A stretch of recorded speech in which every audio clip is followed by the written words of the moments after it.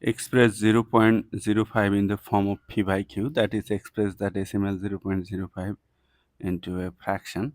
So we need numerator and denominator. For numerators, just skip this decimal and write the number you are getting.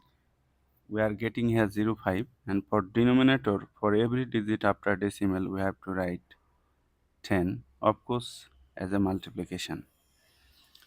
Now this is the fractional form. These zero don't have any value. We need to reduce this fraction.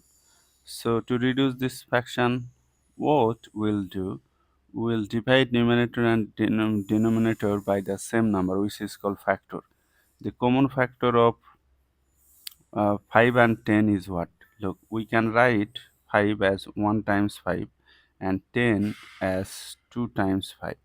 The common factor, 2 and 5 are the factors of 10, 1 and 5 are the factors of 5. So common factor is 5. So if you divide this 5 by 5, you will get 1.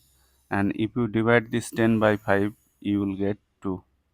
So basically you are getting 1 over 2 times 10 means 20. So the common factor between 1 and 1 over 20 is just 1. So we can say that this is the reduced form.